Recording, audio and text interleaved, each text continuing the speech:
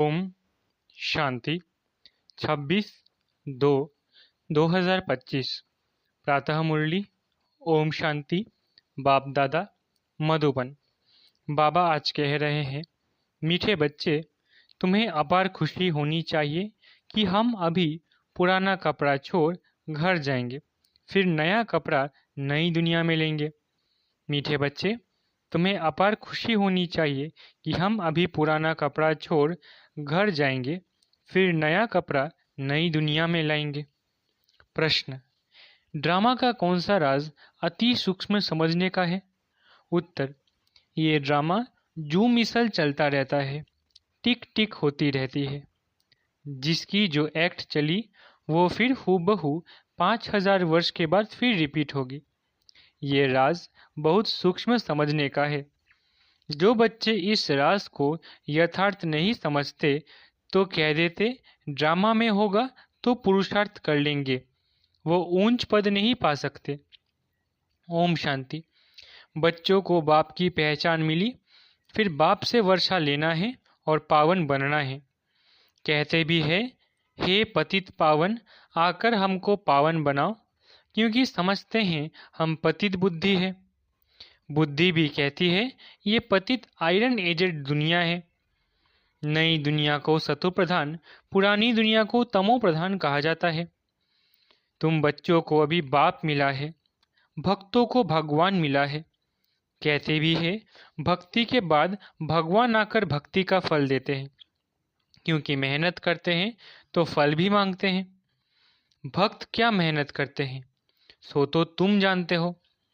तुम आधा कल्प भक्ति मार्ग में धक्के खाकर थक गए हो। भक्ति में बहुत मेहनत की है, ये भी ड्रामा में नूंद है। मेहनत की जाती है फायदे के लिए। समझते हैं भगवान आकर भक्ति का फल दे, तो फल देने वाला फिर भी भगवान ही रहा। भक्त भगवान को याद करते हैं क्योंकि भक्ति में दुख है, तो कहते हैं आकर हमारे दुख हरो, पावन बनाओ। कोई भी नहीं जानते हैं कि अभी रावण राज्य है, रावण ने ही पतित बनाया है। कहते भी है राम राज्य चाहिए, परंतु वो कब कैसे होना है कोई को भी यह पता नहीं है। आत्मा अंदर समझती है कि अब रावण राज्य है। ये है ही भक्ति मार्ग। भक्त बहुत नाच तमाशे करते हैं, खुशी भी होती है, फिर रोते भी है। भगवान के प्रेम में आंसू आ जाते हैं, परंतु भगवान को जानते नहीं। जिसके प्रेम में आंसू आते हैं उनको जानना चाहिए ना। चित्रों से तो कुछ मिल नहीं सकता। हाँ, बहुत भक्ति करते हैं तो साक्षात्कार होता है, बस वही उनके लिए खुशी की बात है। भगवान खुद ही आकर अपना परिचय देते हैं कि मैं कौन हूँ। मैं जो हूँ, जैसा हूँ, दुनिया में कोई नहीं जानते। तुम्हारे में जो बाबा कहते हैं उनमें भी कोई पक्के हैं, कोई कच्चे हैं। देह अभिमान टूटने में ही मेहनत लगती है, देही अभिमानी बनना पड़े। बाप कहते हैं तुम आत्मा हो, तुम 84 जन्म भोग तमो प्रधान बनी हो। अभी आत्मा को 30 नेत्र मिला है, आत्मा समझ रही है। तुम बच्चों को सारे सृष्टि चक्र का नॉलेज बाप देते हैं। बाप नॉलेजफुल है तो बच्चों को भी नॉलेज देते हैं। कोई पूछे सिर्फ तुम ही 84 जन्म लेते हो? बोलो हाँ, हमारे में कोई 84, कोई 82 जन्म लेते हैं। बहुत में बहुत 84 जन्म ही लेते हैं। 84 जन्म उनके हैं जो शुरू में आते हैं। जो अच्छी रीति पढ़कर ऊंच पद पाते हैं वो जल्दी आएंगे, माला में नज़दीक पिरोए जाएंगे। जैसे नया घर बनता रहता है तो दिल में आता जल्दी बन जाए तो हम जाकर बैठे। तुम बच्चों को भी खुशी होनी चाहिए। अभी हमको ये पुराने कपड़े छोड़ नए लेने हैं। नाटक में एक्टर्स घंटा आधा पहले से ही घड़ी को देखते रहते हैं। टाइम पूरा हो तो घर जाए, वो टाइम आ जाता है। तुम बच्चों के लिए बेहद की घड़ी है। तुम जानते हो जब कर्मातीत अवस्था को पाएंगे तो फिर यहाँ रहेंगे नहीं। कर्मातीत बनने लिए भी याद में रहना पड़े। बड़ी मेहनत है।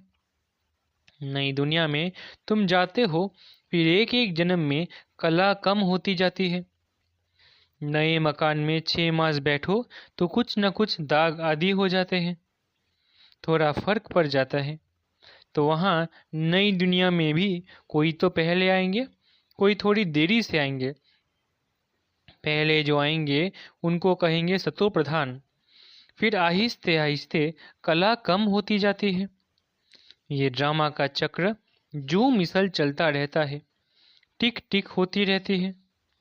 तुम जानते हो, सारी दुनिया में जिसकी जो भी एक्ट चलती है, ये चक्र फिरता रहता है। ये बड़ी सूक्ष्म बातें हैं समझने की। बाप अनुभव से सुनाते हैं। तुम जानते हो, ये पढ़ाई फिर 5,000 वर्ष बाद रिपीट होगी। ये बना बनाया खेल है। इस चक्र का किसको पता नहीं है। इसका क्रिएटर, डायरेक्टर, मुख्य एक्टर कौन है, कुछ भी नहीं जानते। अभी तुम बच्चों को पता है, हम 84 जन्म भोग अब वापिस जाते हैं। हम आत्मा है, देही अभिमानी बने तब खुशी का पारा चढ़े। वो है हद का नाटक, ये है बेहद का। बाबा हम आत्मा को पढ़ा रहे हैं, ये नहीं बताएंगे कि फलाने समय यह होगा। बाबा से कोई भी बात पूछते हैं तो कहते हैं ड्रामा में जो कुछ बताने का हो वो बता देते हैं। ड्रामा अनुसार जो उत्तर मिलना था सो मिल गया, बस उस पर चल पड़ना है। ड्रामा बिगड़ बाप कुछ भी नहीं कर सकते। कई बच्चे कहते हैं ड्रामा में होगा तो पुरुषार्थ कर लेंगे, वो कभी ऊंच पद पा नहीं सकते। बाप कहते हैं पुरुषार्थ तुमको करना है, ड्रामा तुमको पुरुषार्थ कराते हैं कल्प पहले मुआफिक। कोई ड्रामा पर ठहर जाते हैं कि जो ड्रामा में होगा तो समझा जाता है इनकी तकदीर में नहीं है। अब तुमको स्मृति आई है, हम आत्मा हैं, हम ये पार्ट बजाने आए हैं। आत्मा भी अविनाशी है, पार्ट भी अविनाशी है। 84 जन्मों का पार्ट आत्मा में नूंधा हुआ है, फिर वही पार्ट बजाएंगे। इसको कहा जाता है कुदरत। कुदरत का और क्या विस्तार करेंगे। अब मुख्य बात है पावन जरूर बनना है, यही फिक्रात है। कर्म करते हुए बाप की याद में रहना है। तुम एक माशूक के आशिक हो ना, एक माशूक को सब आशिक याद करते हैं। वो माशूक कहते हैं अभी मुझे याद करो, मैं तुमको पावन बनाने आया हूँ। तुम मुझे ही पतित पावन कहते हो, फिर मुझे भूलकर गंगा को क्यों पतित पावनी कहते हो। अभी तुमने समझा है कि अभी तुमने समझा है तो वो सब छोड़ दिया है। तुम समझते हो बाप ही पतित पावन है। अब पतित पावन श्री कृष्ण को समझ कभी याद नहीं करेंगे, परंतु भगवान कैसे आते हैं ये कोई नहीं जानते। श्री कृष्ण की आत्मा जो सतयुग में थी वो अनेक रूप धारण करते करते अभी तमो प्रधान बनी है, फिर सतो प्रधान बनती है। शास्त्र में यह भूल कर दी है। यह भी भूल जब हो तब तो हम आकर अभूल बनाए। ये भूलें भी ड्रामा में हैं, फिर भी होंगी। अब तुमको समझाया है शिव भगवानुवाच। भगवान कहते भी शिव को है। भगवान तो एक ही होता है, सब भक्तों को फल देने वाला एक भगवान। उनको कोई भी जान नहीं सकते। आत्मा कहती है ओ गॉड फादर। वो लौकिक फादर तो यहाँ है, फिर भी उस बाप को याद करते हैं तो आत्मा के तो 2 फादर हो जाते हैं। भक्ति मार्ग में उस फादर को याद करते रहते हैं। आत्मा तो है ही। इतनी सब आत्मा को अपना अपना पार्ट मिला हुआ है। एक शरीर छोड़ फिर दूसरा ले पार्ट बजाना होता है। ये सब बातें बाप ही समझाते हैं। कहते भी हैं हम यहाँ पार्ट बजाने आए हैं। यह एक मांडवा है, उनमें ये चांद सितारे आदि सब बत्तियां हैं। इन सूर्य चांद सितारों को मनुष्य देवता कह देते हैं, क्योंकि ये बहुत अच्छा काम करते हैं, रिमझिम करते हैं, किसको तकलीफ नहीं देते, सबको सुख देते हैं। बहुत काम करते हैं, इसलिए इनको देवता कह देते हैं। अच्छा काम करने वाले को कहते हैं ना ये तो जैसे देवता है। अब वास्तव में देवता तो सतयुग में थे और सब सुख देने वाले थे, सबकी प्रीत थी, इसलिए देवताओं से उनकी भेंट की है। देवताओं के गुण भी गाए जाते हैं। उन्हों के आगे जाकर गाते हैं, हम निर्गुण हारे में कोई गुण नहीं, आप ही तरस परोई। आपको तो तरस पड़ता होगा। बाप कहते हैं, तरस पड़ा है तब तो फिर मैं आया हूं तुमको गुणवान बनाने। तुम पूज्य थे, अब पुजारी बने हो, फिर पूज्य बनो। हम सो का अर्थ भी तुमको समझाया है। मनुष्य तो कह देते, आत्मा सो परमात्मा, परमात्मा सो आत्मा। बाप कहते हैं, यह रॉन्ग है। तुम आत्मा निराकार थी, फिर सो देवता, क्षत्रिय, वैश्य, शूद्र बनी, अभी सो ब्राह्मण वर्ण में आई हो। आत्मा पहले सतो प्रधान, सतो, रजो, तमो में आती है। अभी तुम बच्चे समझते हो, यह नॉलेज बाबा कल्प कल्प संगम युग पर हमको आकर देते हैं। बरोबर भारत स्वर्ग था, वहां कितने थोड़े मनुष्य होंगे। अभी कलयुग है, सब धर्म आ गए हैं। सतयुग में थोड़ी ही कोई धर्म था, वहां होती ही है एक धर्म, बाकी सब आत्माएं चली जाती हैं। तुम जानते हो, अभी इस पुरानी दुनिया का विनाश सामने खड़ा है। बाप राजयोग सिखला रहे हैं। कोई भी आए, बोलो यह बेहद की घड़ी है। बाप ने दिव्य दृष्टि दे यह घड़ी बनवाई है। जैसे वो घड़ी तुम घड़ी घड़ी देखते हो, अब ये बेहद की घड़ी याद पड़ती है। बाप ब्रह्मा द्वारा एक धर्म की स्थापना, शंकर द्वारा आसुरी दुनिया का विनाश कराते हैं। बुद्धि भी कहती है, चक्र फिरना जरूर है। कलयुग के बाद सतयुग आएगा। अभी मनुष्य भी बहुत है, उपद्रव भी बहुत होते रहते हैं। मूसल भी वही है। शास्त्रों में तो कितनी कथाएं बना दी हैं। बाप आकर वेदों शास्त्रों का सार समझाते हैं। मुख्य धर्म भी 4 है। ये ब्राह्मण धर्म है 5वां। सबसे ऊंचते ऊंच ये है छोटा धर्म। यज्ञ की संभाल करने वाले ब्राह्मण हैं। ये ज्ञान यज्ञ है। उपद्रव को मिटाने के लिए यज्ञ रचते हैं। वो समझते हैं ये लड़ाई आदि ना हो। और अरे, लड़ाई नहीं लगेगी तो सत्युग कैसे आएगा? इतने सब मनुष्य कहाँ जाएंगे? हम सब आत्माओं को ले जाते हैं, जरूर शरीर यहाँ छोड़ना पड़े। तुम पुकारते भी हो, हे बाबा, आकर हमको पतित से पावन बनाओ। बाप कहते हैं, हमको जरूर पुरानी दुनिया का विनाश कराना होगा। पावन दुनिया है ही सत्युग, सबको मुक्ति धाम ले जाता हूँ। सब काल को तो बुलाते हैं ना, ये नहीं समझते कि हम तो कालों के काल को बुलाते हैं। बाप कहते हैं, ये भी ड्रामा में नूंद है। आत्माओं को अच्छी अच्छी दुनिया से निकाल शांति धाम ले जाता हूँ। ये तो अच्छी बात है ना। तुमको मुक्ति में जाकर फिर जीवन मुक्ति में आना है, फिर जीवन बंध में। इतने सब सत्युग में तो नहीं आएंगे, फिर नंबरवार आएंगे। इसलिए अब शांति धाम और सुख धाम को याद करो। पिछाड़ी में जो आते हैं उन्हों का तो पार्ट ही थोड़ा है। पहले जरूर वो सुख पाएंगे। तुम्हारा पार्ट सबसे ऊंच है, तुम बहुत सुख पाते हो। धर्म स्थापक तो फिर सिर्फ धर्म की स्थापना करते हैं, किसी को लिबरेट नहीं करते। बाप तो भारत में आकर सबको ज्ञान देते हैं। वही सबका पतित पावन है, सबको लिबरेट करते हैं। और धर्म स्थापक कोई सदगति करने नहीं आते, वो आते हैं धर्म स्थापन करने। वो कोई शांतिधाम सुखधाम में नहीं ले जाते हैं। सबको शांतिधाम सुखधाम में बाप ही ले जाते हैं। जो दुख से छुड़ाए सुख देते हैं, उनके ही तीर्थ होते हैं। मनुष्य समझते नहीं, वास्तव में सच्चा तीर्थ तो एक बाबा का ही है। महिमा भी एक की ही है। सब उनको पुकारते हैं, हे लिबरेटर आओ।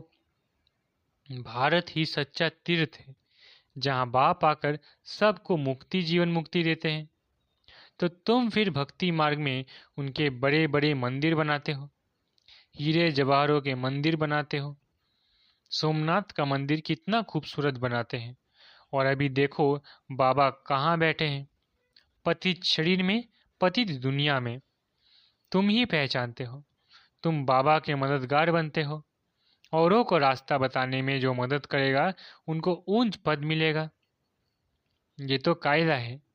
बाप कहते हैं मेहनत करो, बहुतों को रास्ता बताओ कि बाप और वर्षे को याद करो।